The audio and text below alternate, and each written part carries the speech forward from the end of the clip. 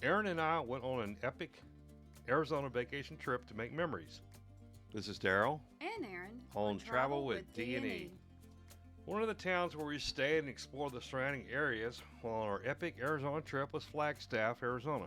We went off to explore the Wupatki National Monument and nearby Sunset Crater National Monument. What is Sunset Crater Volcano National Monument? It's a cinder cone extinct volcano located north of Flagstaff, adjacent to the Wupatki National Monument off Arizona Highway 89A. It is the youngest in a string of volcanoes related to nearby San Francisco peaks. It has an elevation of 8,042 feet.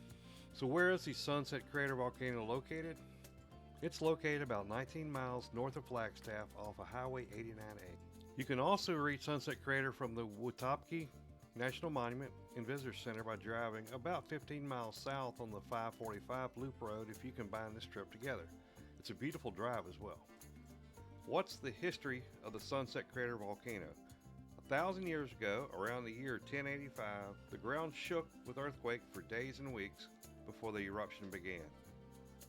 The ground split along a great fissure nearly 6 miles long, and lava erupted out of it to heights of 850 feet and more. The eruption that occurred on Sunset Crater in 1085 would have been quite familiar to native Hawaiians. It was a curtain of fire type eruption that is relatively common among Hawaiian volcanoes.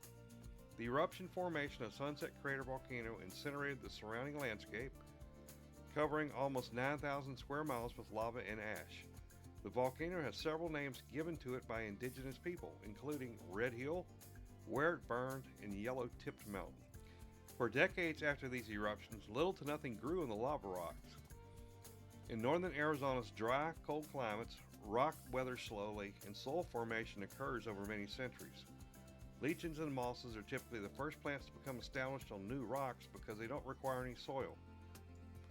On the lava flow today, you can see ponderosa pines, junipers, rabbit bush, and a few other hardy plants twining their roots through the cinders to reach the sparse water and nutrients. What can you expect on the trail? There are several trails from 1/4 mile to 3.5 miles, averaging 15 minutes to 2.5 hours. Unfortunately, the 2 trails leading to the crater was closed due to fire when we visited the site. You can see the lava flow up close all throughout the trails. It appears a grass fire had somewhat recently moved through the territory. We could see the damage caused by the fire as we drove to the site from the Wupatki National Monument, which is down the road. There is no visitor center at the Sunset Crater National Monument, although if you collect National Park Service stamps, you can get one at the Wupatki National Monument's Visitor Center down the road. Erin and I love history, and we love being outdoors, so you combine it together and man, it's a lot of fun.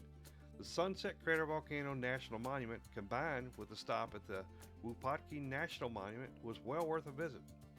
Both national monuments are right next to each other, so that works out very well from a timing standpoint.